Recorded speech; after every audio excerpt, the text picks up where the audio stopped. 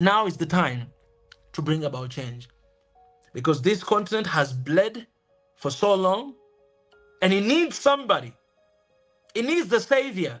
This continent, they're not whites, not Americans, not Chinese, not Koreans, not Europeans, not Russians. This continent needs a savior. But in this continent, it needs you. This continent needs Africans. This continent needs Africans who are awakening an uncolonized mentality to stand in this gap and to change this continent for good. You are the savior of this continent.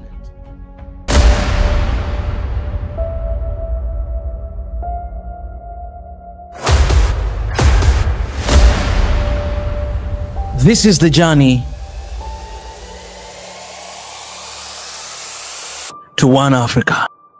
Round, the first enemy of Africa or adversary of Africa, we're talking about mentality. I think that we covered even yesterday, mentality and how this African mentality is actually basically trained for so long to become our own enemy, right? Like there was a time that Africa had to deal with somebody else as an enemy.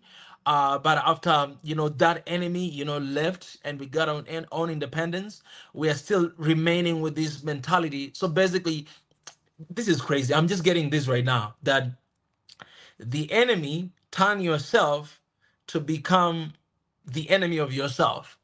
I mean, that sounds like I'm putting blame on that enemy, but what I mean is, the problem is with me who allowed that to happen, right? So even when we kicked away all these people and regain our independence and stay free from colonialism, still our mind were already colonized and we were already turned against each other, turned against ourselves. And who to blame in that is us, who allowed it to happen, allowed for us to start looking at our neighbors in a different way, allowed to start looking at somebody in a different way. This is what actually change and transform us in that manner. So it is very important to think about this.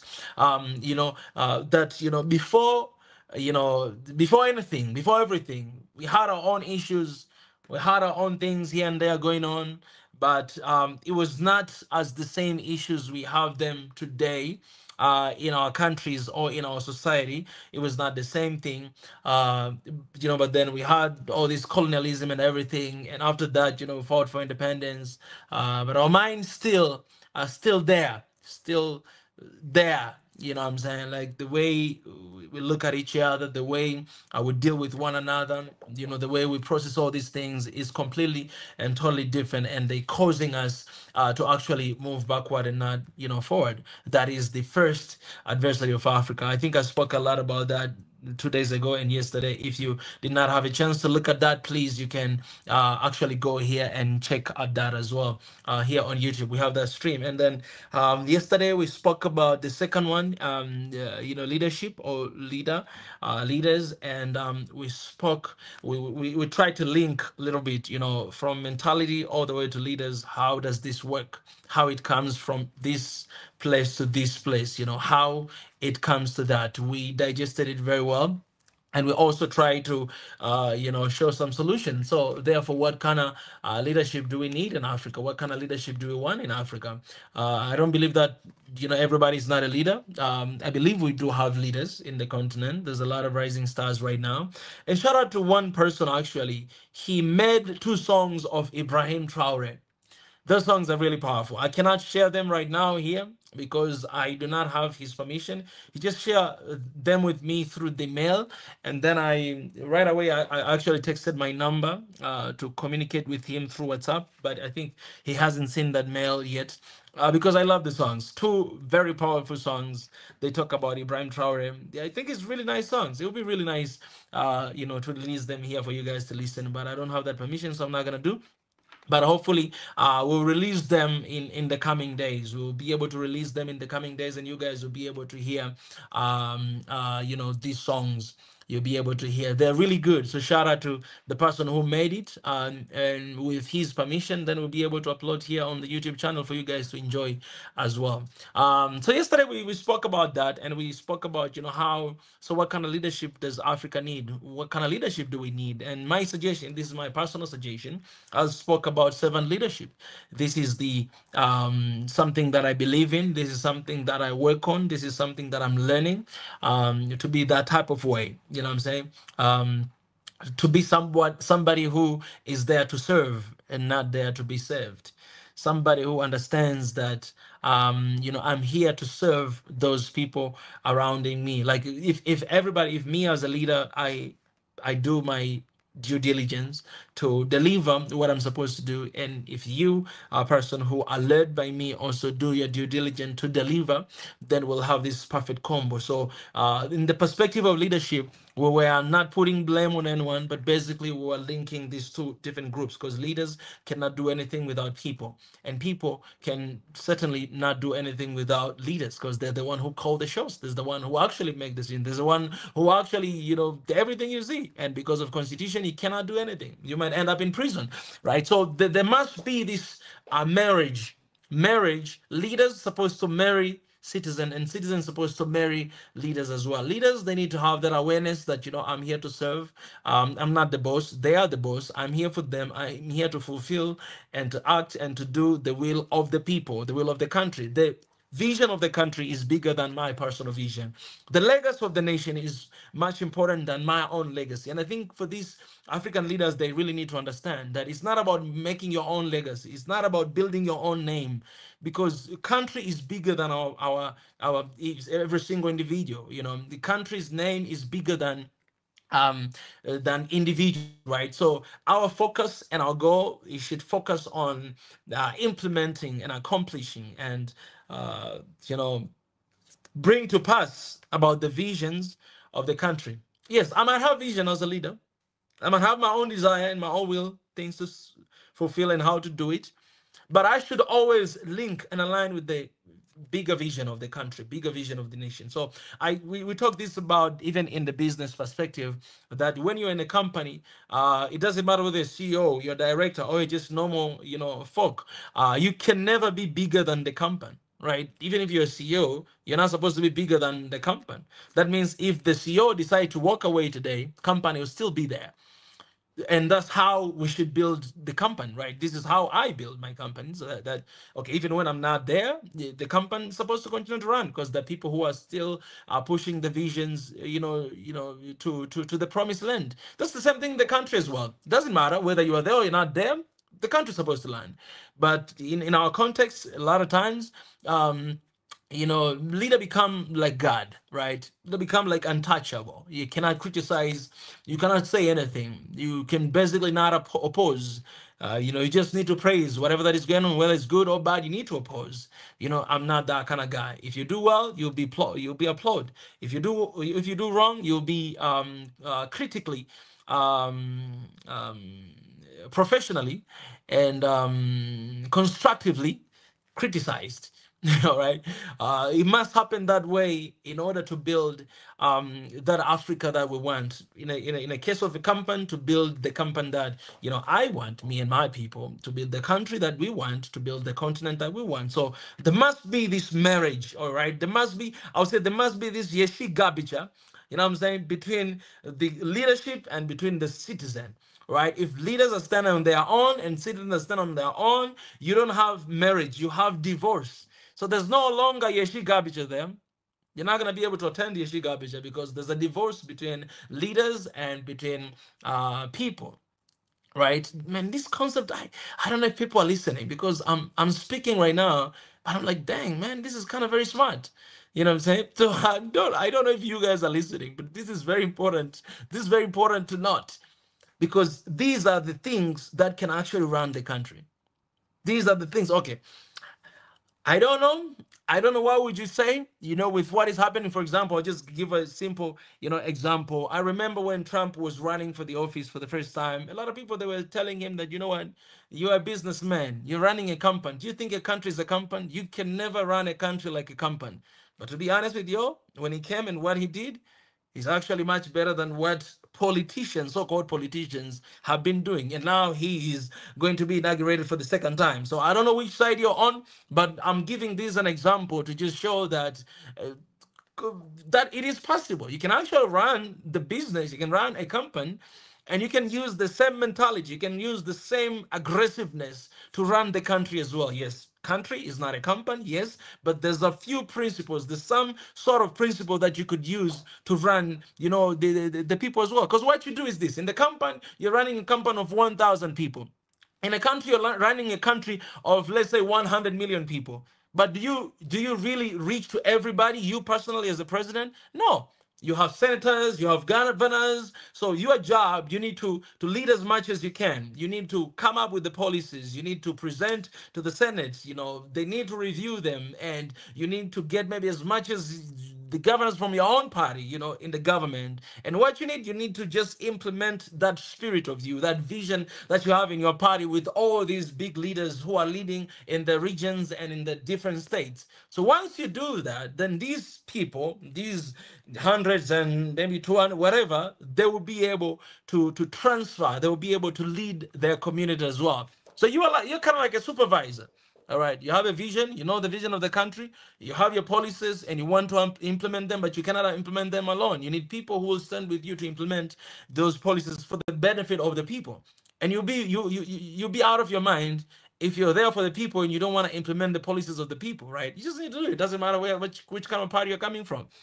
And for the people, for the country, go ahead and do it. And that's how you govern the country, at least from my small knowledge of governing the, small businesses. Then I guess I understand in that perspective. I could be right on my own point, it really, yeah, just get that. So that was yesterday's topic, talking about leadership as the second adversary of Africa, and what should we do for that not to happen, to have the mindset of servant leadership. We need to have servant leaders, people who will just be there to serve. They're not to be served, they're not there to be applauded, no, but they're there to serve. As long as it's for the benefit of the greater good of the country and the people, then that's all. Whether people they understand you or not, it doesn't matter. And to be honest, even myself personally, in this journey of leadership, in whatever category that I've had, I never had every time people understand me. People that don't understand me, even right now, even people that I thought that they understand me and they believe in me, they don't. They don't. But the thing is, if you're a leader and you're standing in that position, you already have a vision. You already have a vision. You know where do you want to go as a people, as the whole country. So not everybody will understand you. Some of them, they will be with you. Some of them, they will turn against you. Some of them, they will be with you for some time. Later on, they turn against you. But your focus, it should be on the prize. On the price, all right? Should be on the price, because one day it will make sense. It might not make sense right now, but one day it will make perfectly good sense. All right, guys, so that was the second day, and today, the final day, we're going to talk about the third adversary, third enemy of this continent. And for this, I would like to say this category is those people. I'm using that, those people. It means everybody.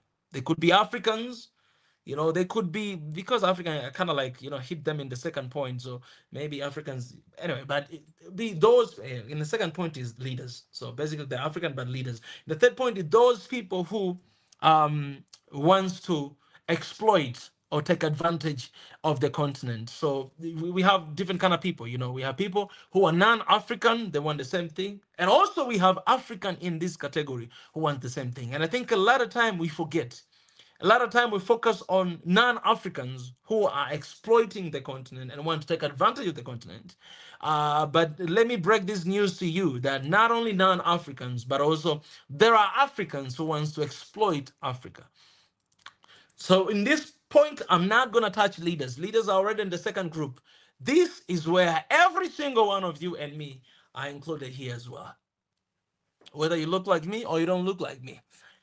But if your heart is to take advantage of this continent by any means, this is the reason why the continent is bleeding inside out. So here you can talk about Western influence. Here you can talk about Eastern influence. Here you can talk about even internal, domestic influence that is happening. Here you can talk about tribalism.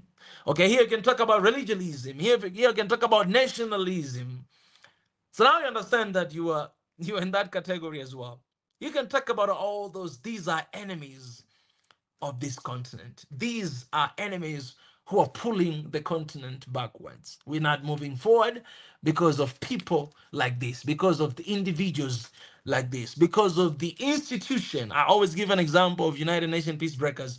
This also is the category. It could be institution, it could be individuals, it could be companies. Yesterday we were talking here about Barrick in Mali. They have been stopped from mining, gold mining in Mali. Why? Because they've been taking a lot of money out of Mali. 80% goes to them. Only less than 20% actually goes to the government. So they are reviewing those contracts. And they say, no, you cannot do this. You guys are not paying taxes. You have been enjoying for a long time. Now, no, they actually took away the license of mining gold. The same thing a couple years back, like 4 or 5 years, it happened in Tanzania. The same company. This is the company that is making a lot of money all across the continent, digging out the golds from the continent. So this, it could be like that. International organizations, local organizations, international companies, local companies, non-Africans and Africans. Those people who do not wish well for this continent. They don't think about the unit of this continent. They don't think about the well-being of this continent. They're selfish. They don't think about tomorrow. They don't think about the benefit development of this continent. They'll rather develop themselves. They'll rather keep whatever money they want for themselves somewhere else and leave the continent bleeding inside out. They'll rather hold onto development projects. And these are not just leaders, even people. Development projects for their own benefit, simply because they did not receive 10% of that. I'm really surprised. Like in Africa, all of these projects, international projects, I mean, big national projects that are being done, whether it's building roads, building railways, building airports, building schools and whatever. I did not know, man. Most of these projects, you see, like our countries entering into a contractual agreement with, let's say, Chinese or Americans or Canadians. I did not know those people who are doing that, they actually require the part of the money to receive. Some of them 10%, some of them 15%, some of them, and so on and so forth. So if you are Chinese, all right, and you got a tender in my country to build a road, and I am in charge of that road, I'll require you to give me 10% of that money that the government is paying. So if I pay you 10 billion, though 10 billion is a lot. Let's say if I pay you 2 billion US dollars, 10% of 2 billion US dollars, that means 200 million US dollars, you need to give it to me, 10%, for you to get the deal. So basically, everybody's requesting that, oh, okay, Chinese, they're like, we want this deal. Turkish, they're like, oh, we want this deal. France people, we want this deal. Americans, we want this deal. So me, as a person who I'm in charge of giving that deal, then I'll look at all of the proposal. What are you offering me? Somebody will say, okay, I'll give you 3% of this project. Another one, I'll give you 1%. Another one, 7%. Another one, 10%. So I'll go after 10%. Because otherwise, you cannot get that deal if you don't have something that you want to give in return. Right? Okay, let's not confuse here. Some of you say this is thank you note, but I'm not talking about thanking note. We know what is this. It's corruption that you. So I'm giving you money to do project, but you need to return to me 10% in order for you to take a hold of that project. This is how projects have been happening in the continent. I went to several countries in Africa, so far 7 countries, and I've seen that in most of these 7 countries. This is how it happens. And that's why you see most of these projects, they're not quality projects, because the money, first of all, is being receiving. So if you are not giving it to me, I'm not giving you a deal. It doesn't matter if you might be better than me in that deal. You might be really qualified. You have all qualification to do that project, but I'm not going to give it to you simply because you're not giving me 10%. So those are people, individuals, who do not wish well for this continent. Because the matter of fact that you're in charge of that project, it means you're being paid. Why do you have to take extra money from that project for yourself? If the project costed 2 billion US dollars, 2 billion US dollars should be used for that project. But if I write $2 billion and then I only use $1 billion, 1.5, and then that 5 is for me, that is stealing. You don't wish well for this continent, because if that is 1.5, that 500 million US dollars can be done for another project in the continent. But we don't have that accountability in the continent. We don't have that level of responsibility in that continent. Sometimes they're like, okay, it's not 500 million, it's just $1 million. That $1 million could build a hospital, could build a school. Okay, it doesn't have to be 100. Maybe it's 200. It's 200,000 US dollar. Even that 200,000 US dollar, it could buy some chairs in the hospital. It could buy some computers for for students to use. It could buy some books. Why in Africa you go to the library, you don't see books. You go to the classes, there's not enough chairs. You go to the whatever, they don't have enough computers. Our kids, they're not learning with this new technology that is coming out because there's no computer. And somebody is taking a deal of the government, and then it's just eating. Even if it's $10,000, even that, man, even if $1,000, $1,000, you know what it could buy? It could buy a chair. It could buy a chair in the school. Somebody is sitting on the floor in school because they don't have chairs, and you are taking $1,000 from whatever it is. No, this is the high standard. When you talk about high standard of accountability and responsibility, it means you're not taking even a single cent. If you have been, and let me say this, because yesterday, I was talking about leaders. Let me talk about you, even government workers, you public workers. You are the reason why sometimes you complain to the government. You are the reason, because you're the one who actually received the projects. You're the one who are supposed to be the doers of the project. You go to some places, you see the school that has been built, and then they tell you this school built, a $1 billion US. You're like, what? Do you know really that money? This school, this guy looks like 100,000 US. You say 1 billion US for real? This school or this hospital or this road or this much length? Because you know what? This money goes to them, to their pockets, to do the project. But they cannot really go to their pocket. They're going to their offices, and then they have all these engineers and all these people that are supposed to build, sending into them, but they need another return to them, and they lower the standard of the projects. And so we have, you can either have the first hand or you can have a second hand, but we always go after the second hand. That's why you see Africa is the only place that you deport a lot of second-hand clauses. Kudos to Rwanda because they rejected. They were like, we're not going to do that. That's no industry there. Only in Africa we settle for something lesser than our value because we have people who do not wish well for the continent. And you public workers today, the one place that you will be annoyed to go, it is in the public office. You'll be annoyed, whether it's bank, whether it's hospital, whether it's school, whether it's whatever, whether it's like tax office, you'll be annoyed. Because everything, you are employed there by the government. First of all, not by the government, you're employed there by the citizen because you're spending my taxes that I pay every single month. And at the end of the year, you spend that. It is your salary. So it's not really government paying, but me, I'm paying you. And then you are receiving that money every single month. And then when I come, I want service from you. You don't want to do simply because I'm not giving you extra cash. You want to do, you cannot do your own job. And you want me to pay you. Public workers are the one who destroying this continent. I'm sorry, guys. I'm sorry. I know.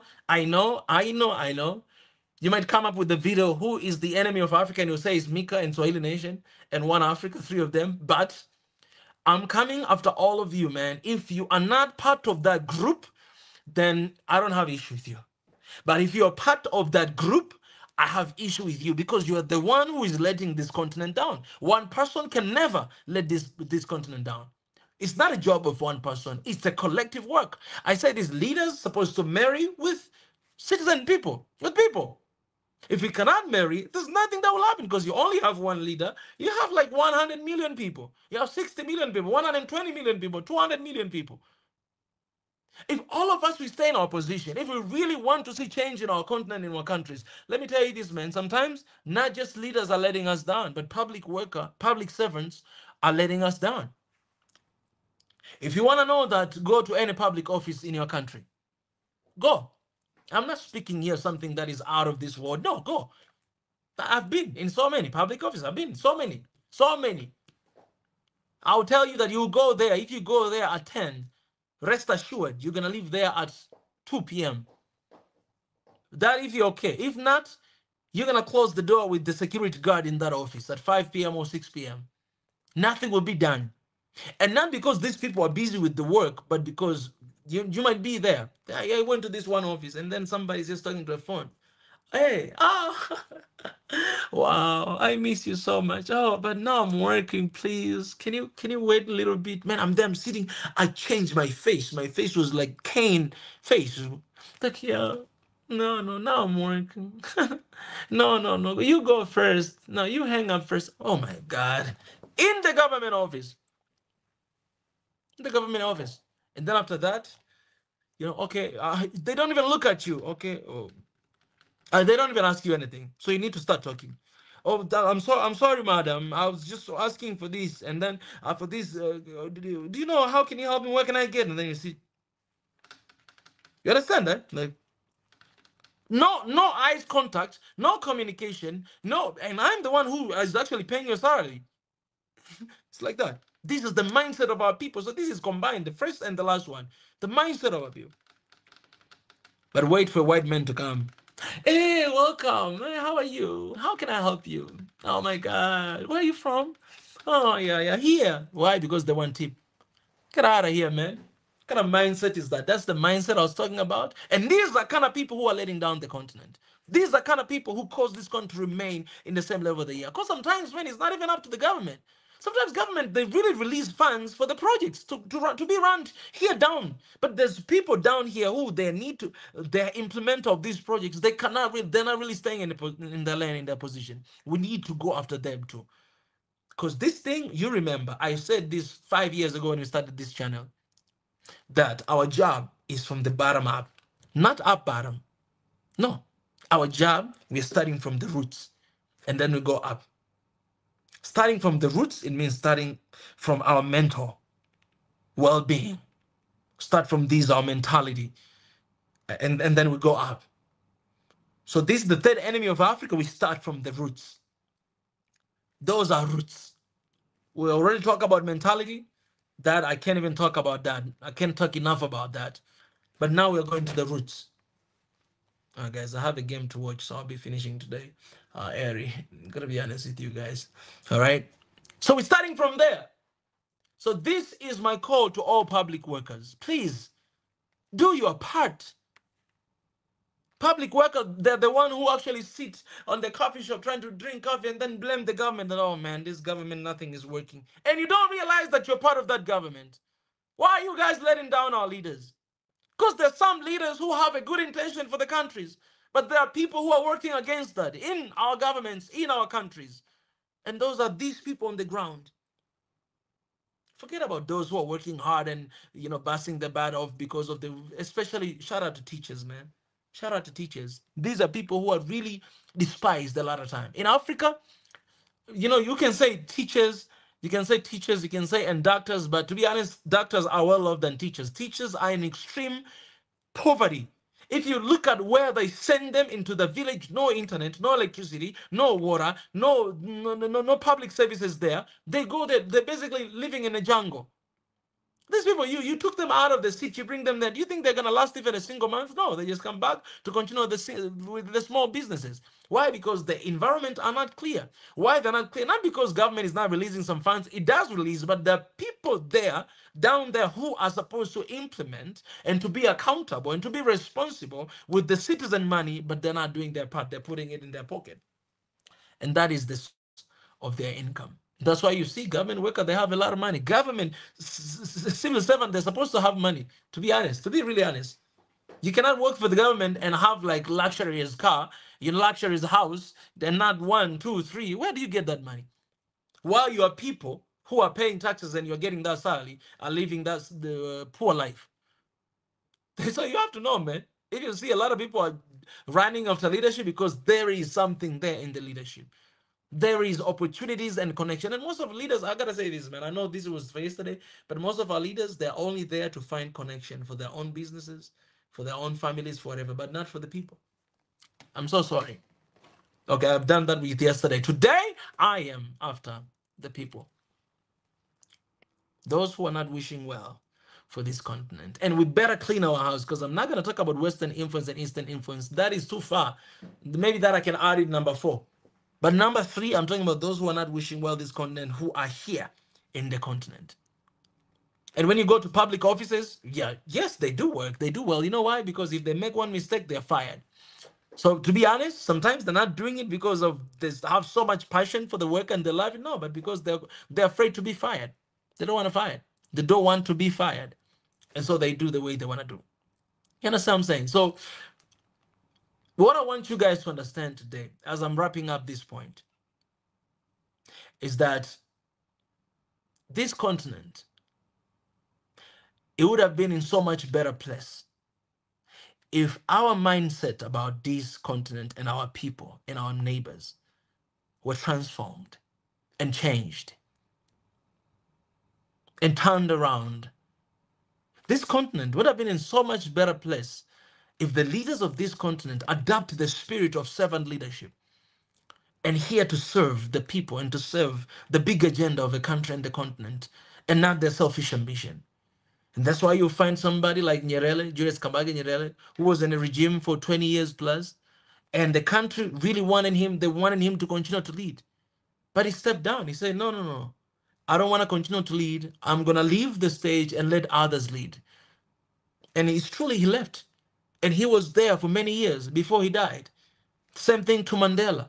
These are people who wish well for the country. They understand that it's not about one man, but it's about these millions of people who need new direction, who need new fresh blood to lead the country.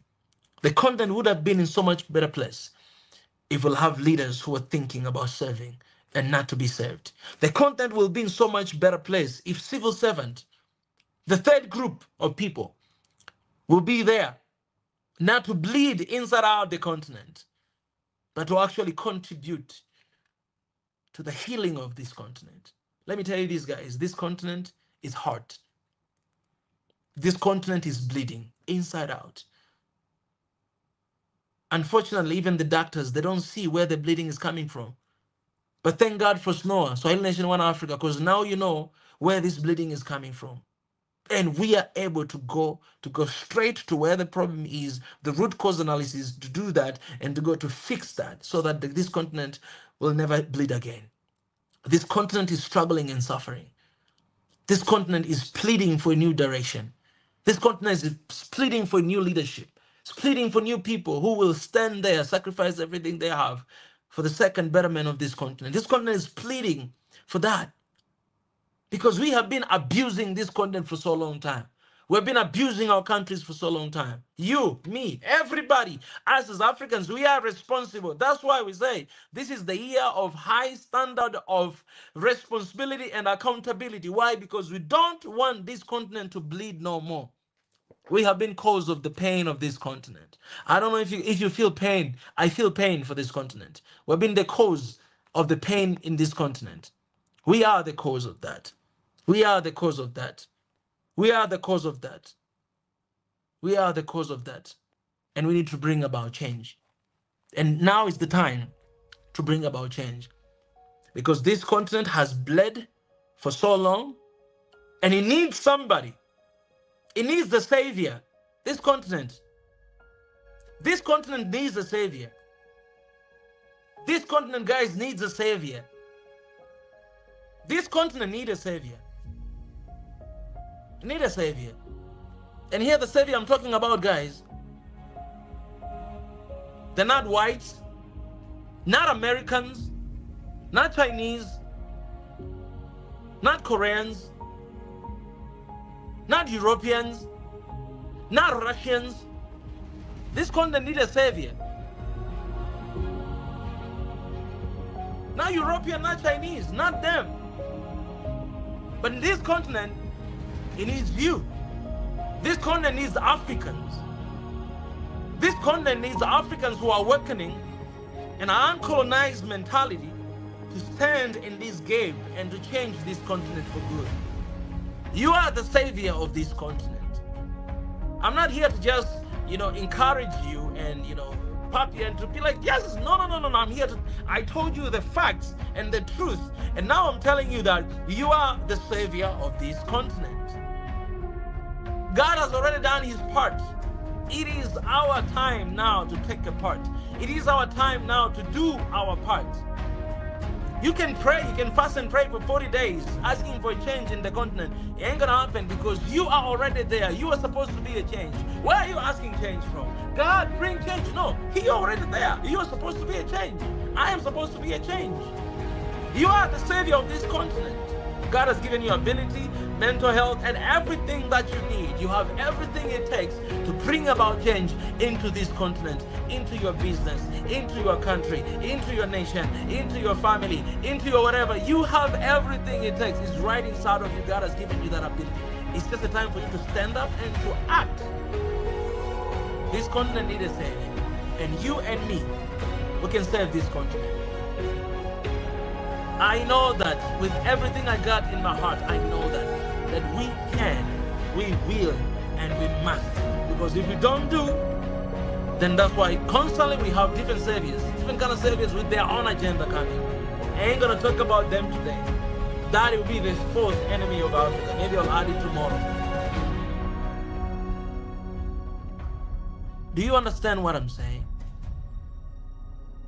Are you willing to be the savior of this continent?